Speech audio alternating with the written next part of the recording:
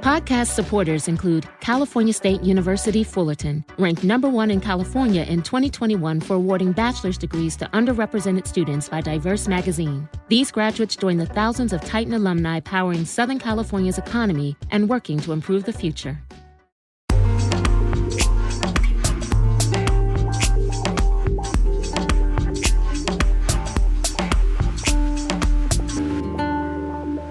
LAist Studios.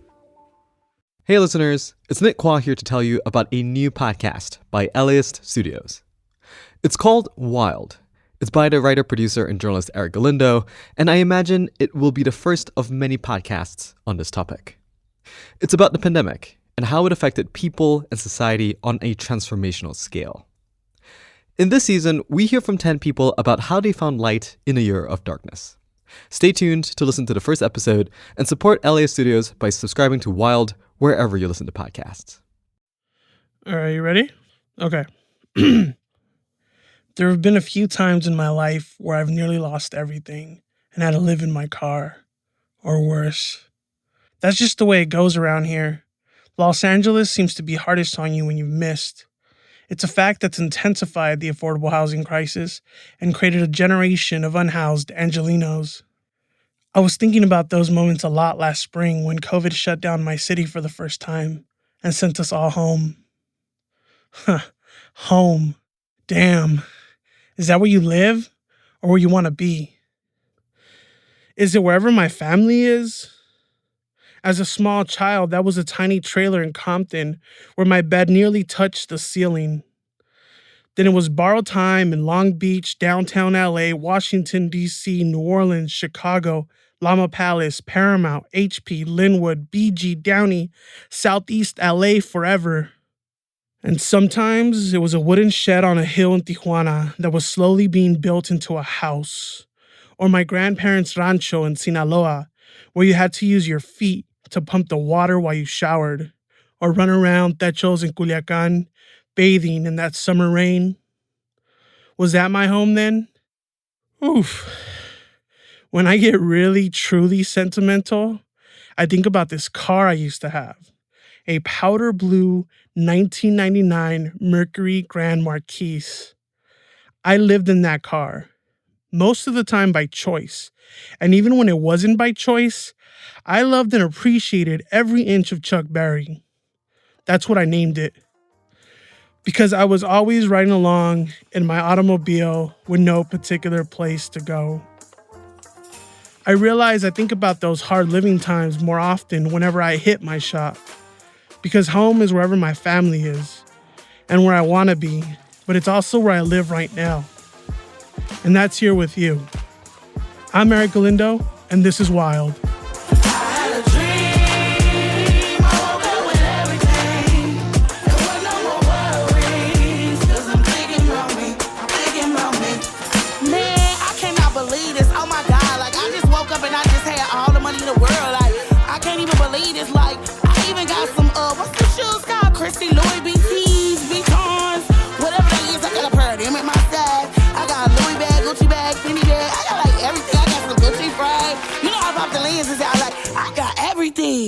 This is Wild, a show about what it's like to grow up during the pandemic. Season 1. Home forever. Yeah. How are you? How's life? How's everything? Everything's cool, you know, like it's hard for me to assess. That's valid, man. I feel the same. It's like sometimes like, this is Daisy. She created this thing called Hood Renovations. And Hood Renovations is taking these spaces that are usually marginalized, ignored, or erased, and she's making them beautiful. She's making them livable. I want you to meet her. So you grew up in HP, you grew up on Hood Avenue? Yes, sir. How was that? Well, tell me a little bit about that. Oh, Hood Avenue. My childhood, man. What can I tell you? This idea of home is thrown around so much, especially with the pandemic, where it's like, you don't know what people's homes are. Like, you're telling people to stay at home. Like, that's cool, but you come from a place of privilege where you think your home is comfy and nice to be in, but not everybody's home's like that. Okay, real quick. Daisy and I both grew up in a part of Los Angeles known as Southeast LA. It's mostly working class Black and Latino residents. We call it Cela. Daisy's little slice of Sela is Huntington Park. We call it HP. Like much of LA, Sela's going through an affordable housing crisis. Nearly half of its residents are renters, and many live packed into multi-generational homes. Daisy, for example, spent most of her childhood living in a tiny one-room apartment with 4 other people, her parents and 2 sisters. So my parents found this apartment through my sister's like pre-K teacher lived there before, and somehow they knew each other, and like it was word of mouth, like, hey, we're vacating this because we got a home.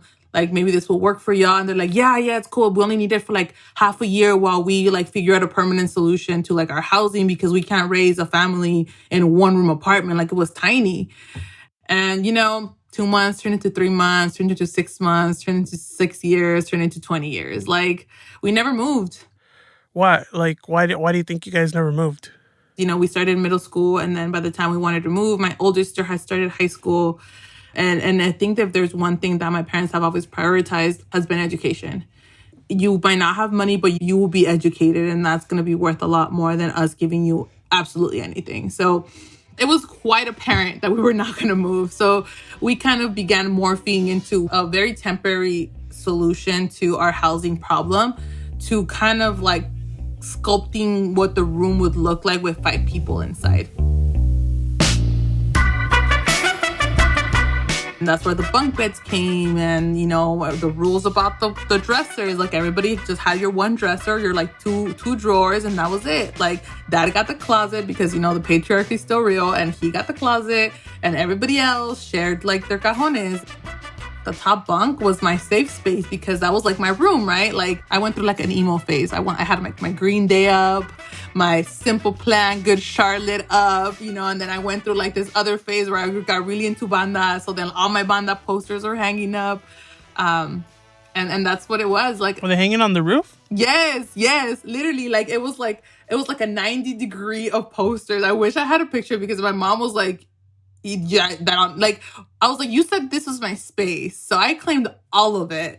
Keep in mind, like, I went through like puberty there. I went through like being an awkward teenager to like, high school and high school drama, and kids are assholes, and I had really bad acne, and I got picked on a lot, and I went through a lot of phases in that room, and like growing up in that space, and so did my sisters. And I think it's funny because I never thought of like, oh, I have no privacy. It's just like we just didn't know any better, because that's just how we grew up. That little space was like your little piece of home for such a long time. Did that help you, like, the way you see the world? Did it define you in any way? Oh yeah, like that's a loaded question. Traumas. I think once I left my little corner of the world on Hood Avenue, I realized the value of my parents' morals and upbringings had on me as a person. I think that they did the best that they could in extreme circumstances to raise us, and they gave absolutely everything they could in order for us to have a good life. And when I think about my little bunk bed, my little twin bunk bed, like all the memories I have of that always grounds me, because that little corner of the room that I had, and that little bunk bed that I had in that space, is always going to be me, because I don't need much. And I think that stems from having grown up the way I did. Daisy left Southeast LA for college. She went to undergrad at UC Berkeley and then Boston Law School. She was in her final year, about to start an exciting internship when the pandemic hit. Like a lot of us, her first thoughts were with her parents. Her parents are both older, which makes them more vulnerable to catch a bad case of COVID. My mom in particular has a lot of pre-existing conditions. She's not the healthiest. She has diabetes and all these other problems that Latinos just tend to have. And we got really worried, in particular because one of my parents is undocumented, and healthcare is just not a thing for undocumented folks. Thankfully, in LA, there are a lot more resources than there are for sure in other places. It was just like, from what we were knowing, it's like they were in that target population of people that could severely be very affected if they were to contract this virus. like you're in Boston. You got to move out. 24 hours, you got to empty your like flat. How did that go down? Oh, man. Why you gotta bring old shit up, Eric? Why you gotta bring up traumas? I remember vividly. Okay, it was spring break. I didn't go anywhere for spring break. I was still in Boston, and like all of my friends were like Miami, Peru, Cancun. People went to Spain. People went to Ibiza. Like people were everywhere because it was spring break. Like this is what people with money in spring break do. Like they take trips, and like I was like, well, I have things to do. I have school to study, so I just didn't go anywhere. And then my friend, who is actually a resident director, she's like, you need to leave. And I was like, what? She's like, you need to leave. We're evacuating students as soon as they come back. Like, we're going to use these as like quarantine rooms because the hospitals are overflowed. So they were going to use like the dorms of that university. I was like, what? How am I supposed to leave? Like, it was like a super small studio, but mine came unfurnished. So everything that was in that studio was mine. So like my bed, my dining set, which is like 2 chairs, a table, my TV, my little thing where you put the TV, my desk, my chair, like all my clothes, and like your typical LA girl, like you need to have like 100 sneakers because that's just what we do in LA, you know? Like my 10 tons of makeup that I own because again, like such an LA thing to just have like 10,000 pairs of lashes for no reason. Like, you know, that was me. And I'm like, what am I supposed to do with all this stuff? And she's like, you need to get a storage. It got scary when I started realizing storages were selling out. Like there was storages near the campus. Like there was no vacants. So I was like, oh my God, like this is getting insane. So then I ended up finding a storage that was a little bit out of the city, but I was like, whatever, I'll take it because that's all there is. And I feel so bad for my clothes because they just thrown in boxes and they're stored somewhere in Boston. And we packed... Which kicks did you bring with you? My Air Force Platform Black. Those are the kicks that have rolled with me. Those are the loyal ones, the only ones I have right now, rolling with me. Because, you know, it's such an LA thing to have sneakers. Like, I feel like nobody understands the having sneakers, having fresh sneakers as LA people do, because Boston did not appreciate my kicks, let me tell you. And the snow was disrespectful. So anyways, we packed my stuff and we went to fill up the storage and I was gone by Thursday night. And I had 2 suitcases, my backpack, and I got on a plane to Nashville and that was it. And that was the last time I was in Boston. And when will I ever go back? Who knows? I gotta go save the rest of those shoes, dude. Like, yo, I had just bought like the Sage Low, like the light pink suede Air Force. Just got them. Damn. Just got them. They're sitting crisp in a box in storage in Boston. I love that. I love that you know exactly where they're at right now. You could just picture them, right? Yeah, I see them. They're there.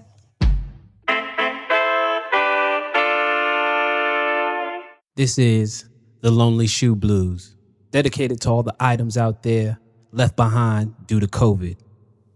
Lonely shoe, lonely shoe. Man, I miss the way you crease me. Crease me and I'll crease you back. Oh, we used to be childish like that.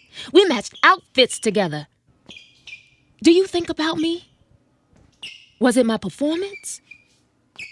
Or worse, was it my size? Please come back! WTF! I ain't playing with you!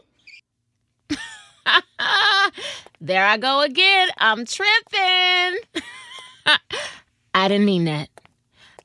I'm just not used to the cold shoulder.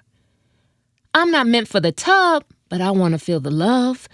Without the journey, there's no loot. Without construction, there's no boot. What is a fetish without a foot? The agony. Come back to me. Signed with love. Your beloved pink suede Air Force Ones. Lonely shoe. Lonely shoe. Lonely shoes.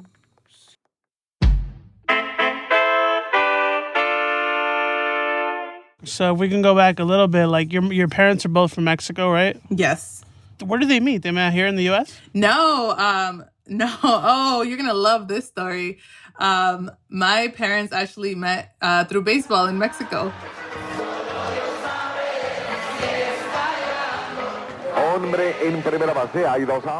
Really? How?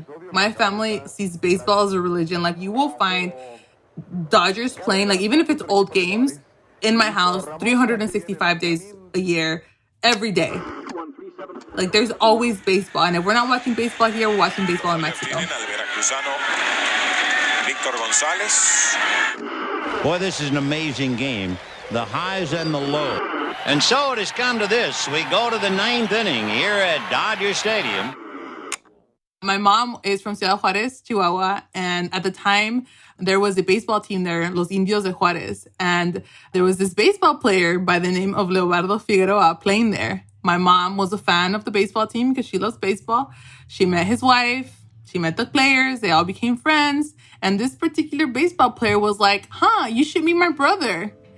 And surely but slowly, it's like, they started sending letters to each other. And then he would come visit my uncle in Juárez from Mazatlan, and they fell in love. Baseball is the common denominator. They fell in love through letter writing? Yeah. There's just boxes and boxes and boxes of letters from and to each other, because my mom kept all of them and so did my dad. So at one point I was able to see both. And it's just like the real Notebook story, but like in letters.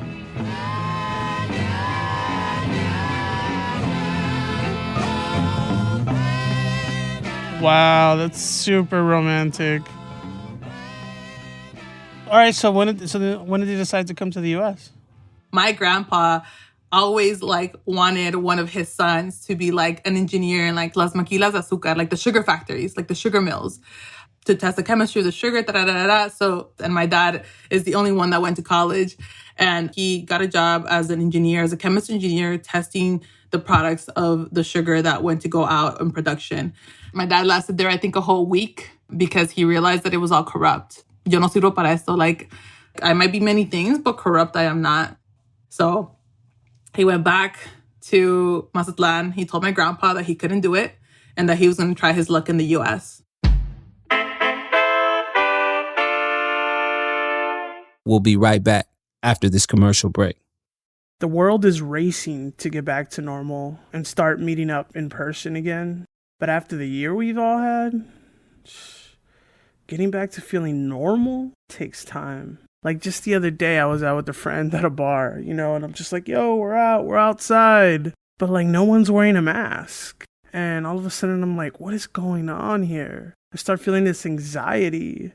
And it didn't help that just outside the door, I could see a literal goat galloping down Hollywood Boulevard. I was like, yo, am I tripping? And, we all talk to our friends. We're all experiencing these issues. But, like, friends aren't great at giving you advice, especially when you're like, what's up with this goat?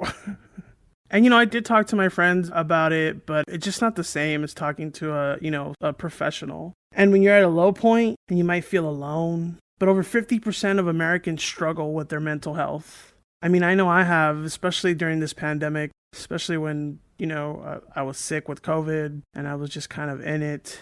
And you know what? I was happy to have a place like Talkspace. I went to Talkspace.com. I was able to research therapists, answer a few questions, and really have sort of a democratic way to approach therapy. Because I think therapy sometimes for people of color seems like it's way beyond us, something that doesn't belong to us. But Talkspace.com has made it really easy for me to see therapy in a very approachable way. And the cool part is that it works around your schedule. It's flexible. It's convenient. There's an app. You can text. You can get video therapy. So start feeling better with a single message. Match with a licensed therapist when you go to Talkspace.com and get $100 off your first month with the promo code WILD. That's $100 off when you use the code WILD at Talkspace.com. In this year of crisis, it's worth remembering that the country has been through disasters before, and history often repeats itself. Floodlines is a podcast series from The Atlantic about Hurricane Katrina in New Orleans. It follows the lives of 4 people who lived through the flooding and its aftermath, and it shows how government failures and misinformation led to tragedies far beyond what the hurricane caused. Host Van Newkirk shows what we can learn today from that disaster 15 years ago. Listen to Floodlines wherever you get your podcasts. Now back to the show. Daisy finally made it back to the West Coast. She finished law school remotely from her sister's guest house in Orange County, which is about 20 miles south of her childhood home, where their parents were still living. And Daisy couldn't stop thinking about that. This idea had been lingering in my head for a while. My parents stopped sleeping in the same bed a long time ago because the way those bunk beds were set up, there was just no way for them to access the bathroom if they had to go in the middle of the night. So it was just easier for my dad to sleep in my sister's old bed, which was a twin, and then my mom to just sleep in the full, that was the second bed under the top bunk. So I remember saying this is not it.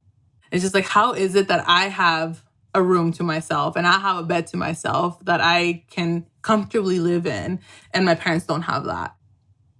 And I also remember there was broken floor in that room that my mom kept tripping over. And I remember one time she got a really bad bruise from it on her toe. Then my mom's diabetic, so we all know feet problems can lead to very big problems for diabetic people. The carpet was also bad. The paint was horrible. Again, we all grew up there and nothing had ever changed in that room. There was no upkeep. My parents are expected to be home and they can't even be comfortable and chill and kick it in their bedroom because they don't even have one. You decide you're going to remodel your parents' home. Mm-hmm. You're going to build something for them that they've never had. Mm-hmm. Right? Walk me through that. So we started by getting rid of the bunk beds. It was goodbye childhood. I called up my friend. Obviously, I'm not a one-woman show. I hit up Joe. He's a handyman and he's done stuff for my family for years now. This is what I'm thinking. And he's like, all right, cool. Is it just going to be us two? And I was like, let me see if Francisco's free. So Francisco's like, yeah, I mean, it's a pandemic. I got nothing to do. What are y'all doing? And he's like, yeah, I'm down. I'll come through. All right, bet. So it was just the three of us. What did your parents think? What were your parents thinking when you were like, ma, pa, voy a tumbar todo y lo voy a hacer mejor? They thought I was bluffing. They really thought that I was because I think out of the three, I probably have the most outrageous ideas. So they're used to me just saying things and just being out of control. And they're like, yeah, okay, yeah. So then they went to stay with my sister. So we totally downplayed it because they just literally thought we were just gonna pick up the bunk beds and just put a queen bed in there, leave everything else, right? They never thought that we were just gonna literally gut everything and they had no idea what we were doing. How did you guys leave it? What did you transform it into? So okay, let me backtrack a little bit. So when you used to walk into the room on the right, you saw you saw the bunk bed, you saw a twin up on top, a full in the middle, and then a pull-out twin. And then on the side of that bunk bed, you had another twin. Because remember, 5 people used to sleep in there. And then against the wall, you had a big closet thing, an armoire.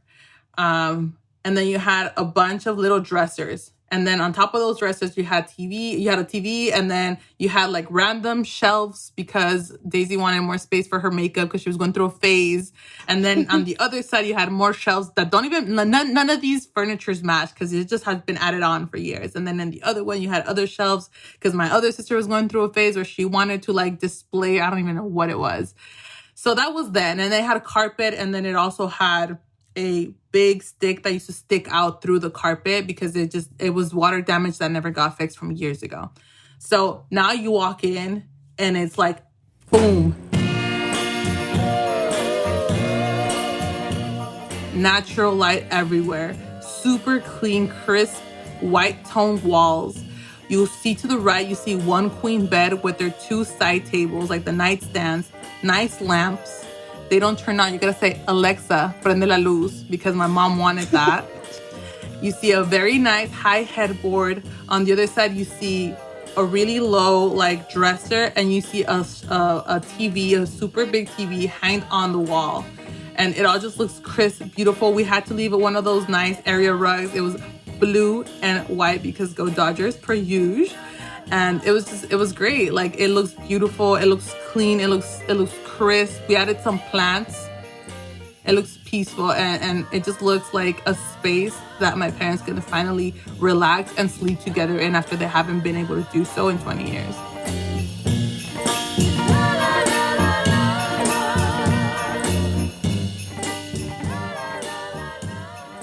What was their reaction? Oh man. I was a little scared about the reaction because, Latina moms, they could really go one of two ways. Either like you really did it, or you just about to get your ass kicked. And I think that's what it was with my nervousness. But the reaction was, oh man. When my parents walked in, there was no speech. Like, there was nothing. And I was like, oh shit, like, damn, like we fucked up, But you just see their smiles, and I think they were just kind of taking it in. And my mom was like, where's my room? Like, this is not my room. And my dad was like, oh my God. Like, he took it in, and like he sat on the bed, and I think that's when he finally felt it, and he just started crying. Pero en este cuarto crecimos. Este cuarto eran niñas. De este cuarto se fueron a la escuela. It wasn't like sniffles. It was like full on crying, and he went to hug me, and then I was like my older sister, being like the sociologist and professor that she's like, why are you crying? Like, what are you feeling? And he's like, I just... Muchas gracias. Yo no sé qué decir. Yo siempre les di todo lo que pude. Nunca pudimos tener algo así. We've never been able to have something like this, and I gave y'all absolutely everything. And I think, even I'm getting emotional now, but just thinking about that moment with my dad, he's like, I gave y'all everything, and I was never able to have something like this, and like, I just didn't think it was gonna be this nice. And it was just so much gratitude and so much love in his reaction that I never expected it. And he also touched upon how, like, it might have been a small place, but we grew up, like, when we came here, y'all were still little girls. I'm crying. I hate my life. I'm crying. I'm crying too, by the way. Good. I got you too. You got me. It was so beautiful. He's like, y'all were still little when we came here. And I think it also marked like a period of, wow, like, I raised my girls, and now they're badass women, and I'm starting to collect the fruits of my labor type thing, is what I got from his reaction. And obviously we talked later after, and he was just like, I don't even know what to say. Like, because obviously they didn't pay for anything, or like they just kind of dipped and came back, and it was like magic. Like, it was there. And he was just like, I don't know what to say. Like, I don't know what to say aside from thank you. And I was like, no, like, y'all, like, this is the bare minimum anybody should be getting, because this is just a quality of life that should be given to humans, period. And that video that Joe was recording, part of that wound up on the internet. It did. Yeah. So tell me about that. After the bedroom success, we kind of sat down and talked, because keep in mind, at some point during this bedroom success, we're like, yeah, send money for beer. We ran out of beer. And then people really did send money. We're like, oh, whoa. Like, there's only so much beer that we can drink before we start like fucking shit up in this room. And we had those funds. So I was like, guys, like, I legit think that we can redo the kitchen and like, or redo something. Like, this is a project that we can legitly do long term.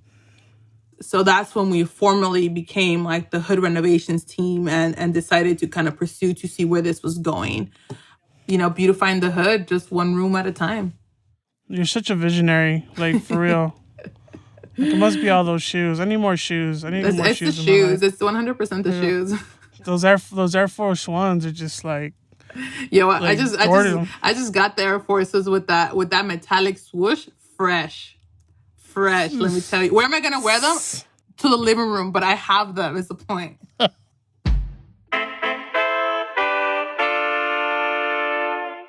Let's take a moment to shout out all the fly ladies and the fly guys. Individuals with nowhere to be, but dressed to flex anyway. The people that reject garments that represent shabby, lazy, basic, nah. Instead, they declare that going downstairs is the new savage. This is how they get ready.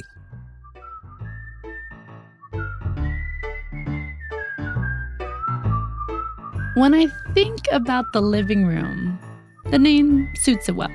There are many things living in this room, including my blue blazer, my red silk dress, hoop earrings, that orange pencil skirt, red lipstick, those white leather shoes that I'm even wearing right now.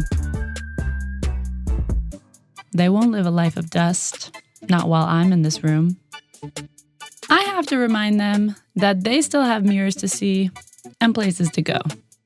Like the movies, birthday parties, dance parties, even if they're solo, my therapist's office, you know, the kind of office where you supply your own favorite tea and your own water and your own box of tissues. My office, not as exciting as the dance party, but still in need of a heel, especially on Tuesdays. A date, but not the first date. The first date these days is always outside the living room, if you know what I mean. Even if the world doesn't feel like the world I've known before, I still arm myself with hoop earrings and perfume for the room. Because even with nowhere to go, I still gotta be me.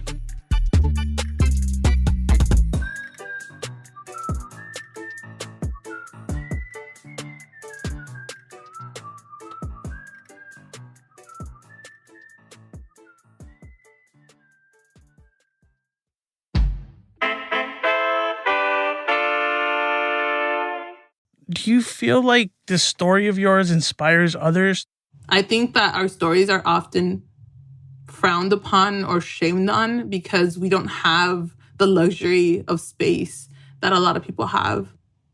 When I started posting all of this and the influx of messages saying, oh my God, I would have never guessed, or like, oh my God, I grew up that way too, or like, oh my God, we all know the Latino struggle with like the sardine packing and the 7 people in the room type thing. And it was just like, people are out there, we're just not talking about it because for so long, I think it's made us feel like there was something wrong with us when in fact there isn't. It's more wrong with the system than it is how we're being raised. Or this idea of this American life that we just don't have yet.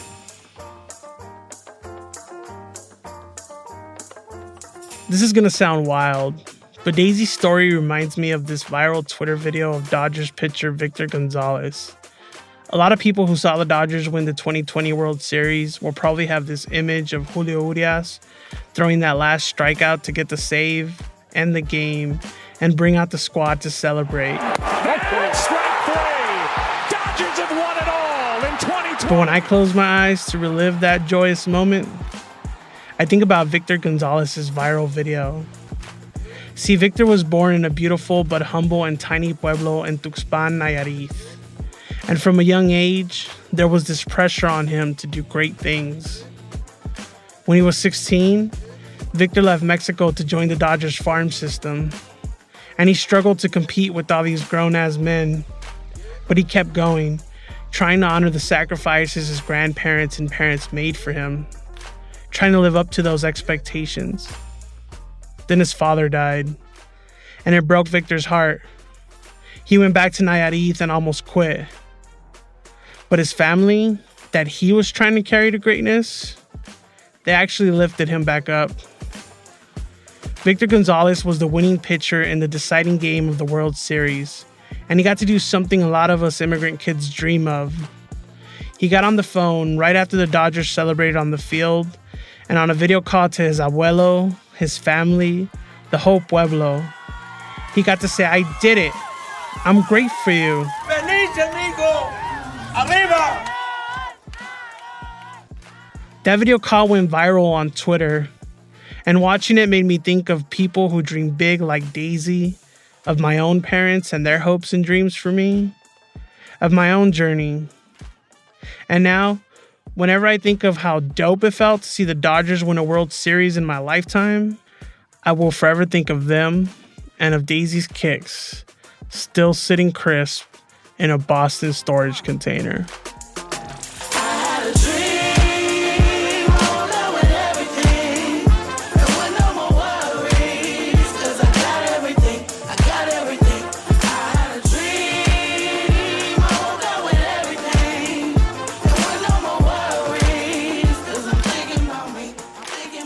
Highlights. I ate some albondigas that my tia made. I finished all my homework for the week. My grandma didn't yell at me today. So today I went to go look at my new house that was just given. We just were given the keys, which is pretty exciting. After this, I'm going to be doing hair and makeup and be shooting a video. I can't share what it is, but it's a really special song and it's all, para la cultura. That was Sarah La Morena Palafox, an Afro-Latina banda singer whose love for her adoptive parents helped prepare her for giving birth in the middle of the pandemic. That's on the next episode of Wild. This episode of Wild was written and produced by Eric Galindo, Megan Tan, and me, Shaka Mali. Sound designed by Lushik Waba, and the fact-checking was by Marina Pena. It was mixed and engineered by Eduardo Perez, with additional help from Valentino Rivera. Megan Tan is our senior producer. Our producers include Victoria, Alejandro, and Lushik Waba. Marina Pena is our associate producer. Eric Galindo is our host and editor. Jessica Pilot is our talent producer. Our executive producers are Antonia Cerejido and Leo G. Additional production for this episode was provided by Doug Geary, Hasmik Pahosian, and A. Martinez. And special guest appearances by Mildred Marie Langford, Dana Galindo, and Angel Lopez Galindo.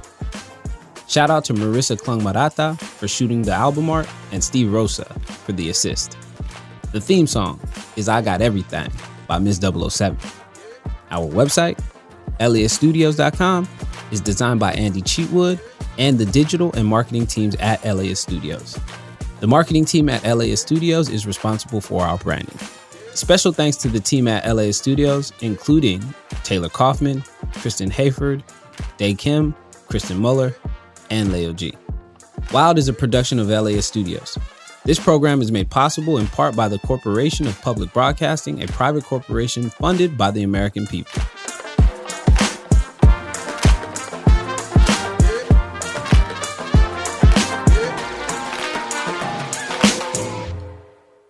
Woo! I nailed it, I think. This is Eric G. I'll catch you next time.